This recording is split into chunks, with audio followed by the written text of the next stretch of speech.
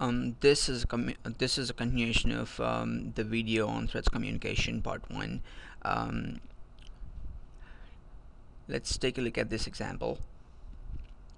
The main thread would be executing this part of the code because this is the main method, and it would initially create an object B of class thread B, and it would invoke start on B, so which would create um, a separate call stack for B, and move B to running pool. So once B gets a chance, it would execute the run method. Now assume that main would get the lock of B before B gets a lock of B, right? So, and then main would get the lock of B, it would come in and it would execute wait on B, in which by executing which it would give up B's lock and wait to be notified and to get the lock again to continue its execution. Now, so at this point, so we are assuming main got the lock of B before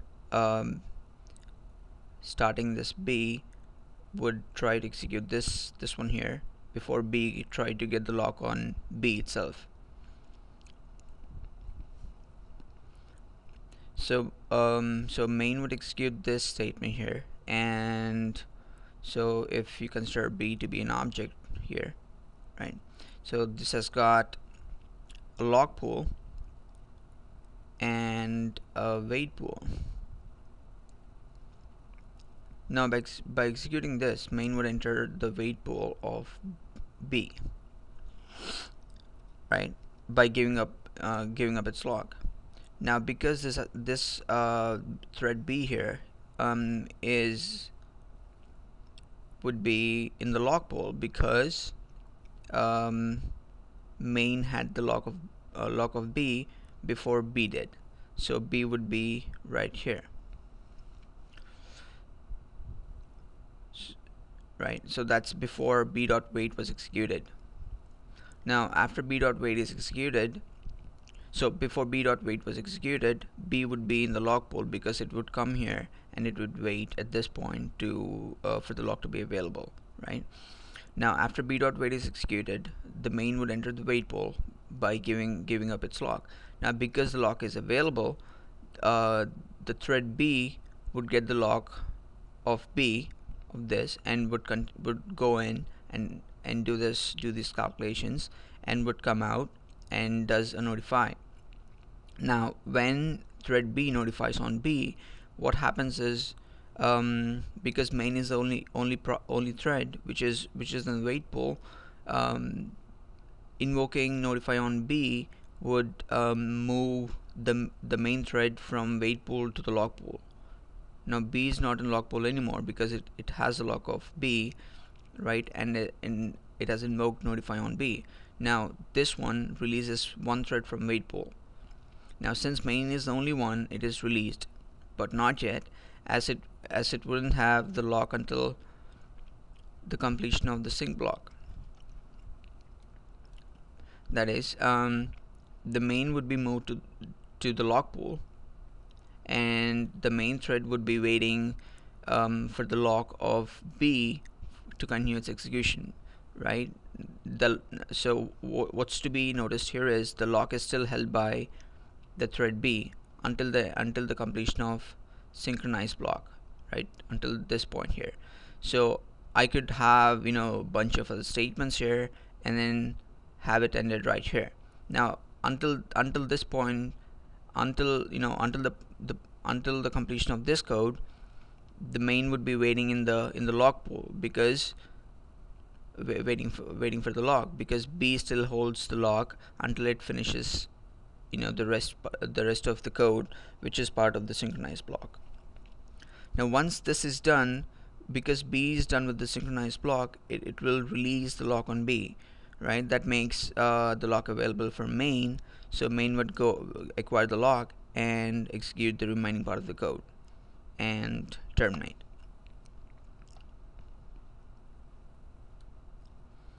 Let's take a look at another example.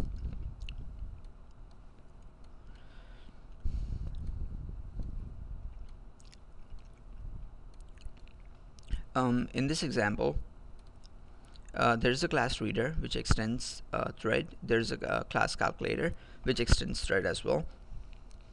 Now, so the main okay, so right, imagine this thread, this part of the code has beginning. Okay, so here's the main thread, right?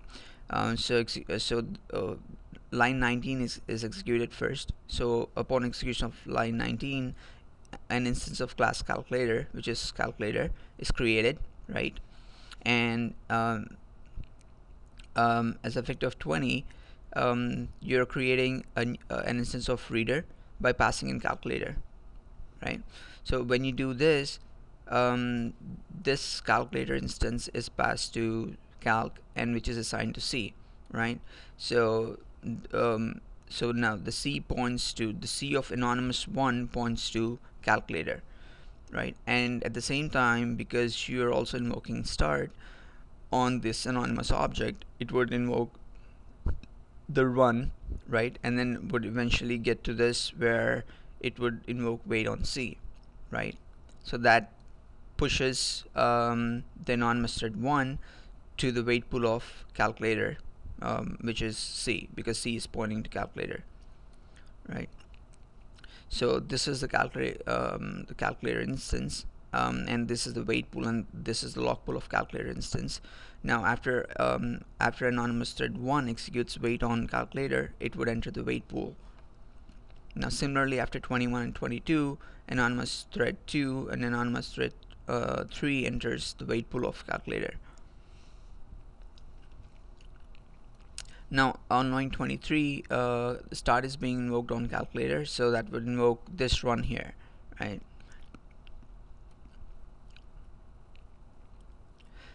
Now so calculator would come into run, and it gets the lock on this, which is nothing but calculator, because the lock pool, as you could see, is free, so there's no no thread taking up the lock. Oh, sorry, that was a wrong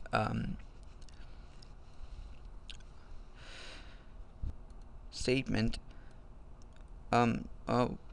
Right, because there's no thread currently taking up the lock of calculator. Once you do calculator.start, it would come in and it would get the lock of calculator, right? And then it would do this, and then it would invoke notify all on calculator instance. Now when that happens, so it notifies, so when it executes notify all, it notifies anonymous 1, 2 and 3 threads and moves them to the lock pool. So this would be the state, right? So these are moved from, after this method, these are moved from the wait pool to the lock pool. So in all of the above, what has been assumed is the wait method is executed before notify or notify all. If notify executes before wait, then the thread executing wait waits forever, right? So to overcome this, what's generally done is wait is enclosed in a while loop with a condition, right? So you would be looping through, or rather, you would only wait if the until the condition is met, right?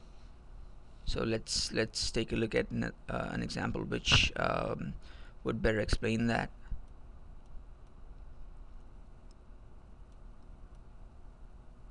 Okay, right. Take a look at this example in which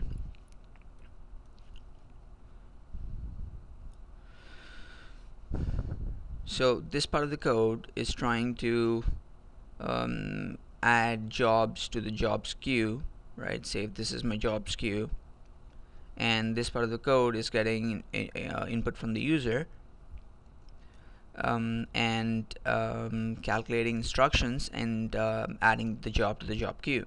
Now, when you add, what's happening is you're acquiring, or this thread is acquiring the locks on jobs, and it's adding job to the job queue and notifying it, right?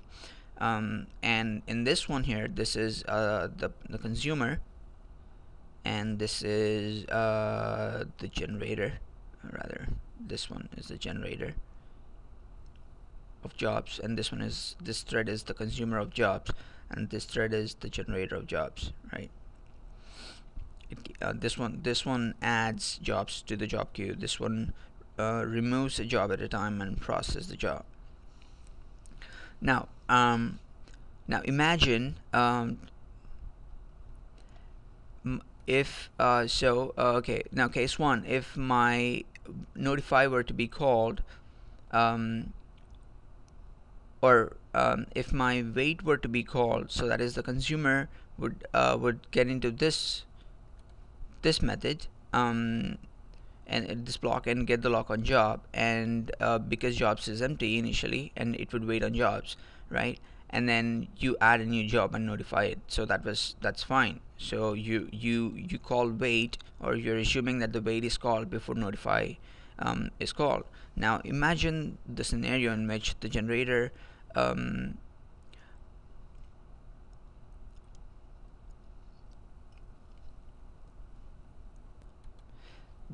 is called first, and you didn't have this condition check, this while loop with condition check, right? So now the generator would come in, right, add a job, notify, right? But then the consumer is still right here. Say for example, it would come in, and because this is not true, we don't have this anymore, it would invoke wait on jobs, and it would wait forever, right? Now, by having this while loop in place, you're only making sure that the consumer thread waits only if the jobs queue is empty, right? If it's not empty, then you would process each job, right? So you have condition, right? Condition to condition for the thread only to wait if the jobs queue is empty. Now let's just quickly summarize what's the benefit of having a while loop here with this condition. Without this, if my generator invokes notify first before consumer invokes wait, then the consumer would hang on wait, right? Because notify has been called on jobs before this thread is waiting on jobs. Now, by this in place, even if this were to be executed initially, right, it would just notify, causing no harm, and then this would come in, and so this would come in and see that the jobs is empty, right? And it only waits if the jobs is empty. If it's not empty, then it would continue with the processing, right? So say, okay, now say if consumer is thread is waiting, right, and immediately it wakes up, right? It might wake up because the generator has called notify on jobs, right? Or it might wake up because of other reasons, right, which is not because notify has been invoked on the same instance. Now that those reasons in which consumer thread wakes up, not because of any notify call, are called spontaneous wake ups, right? So if a consumer thread wakes up spontaneously, right, there should be a way for it to know that the jobs queue is still empty, right? That is, it's still trying to add the job, and it is still empty, so it would come in and check if job start is empty is true, right? So so this one serves two purposes. It solves, it doesn't cause any issues in spontaneous wake ups, and it also helps in resolving the issue where the consumer thread runs before the generator thread.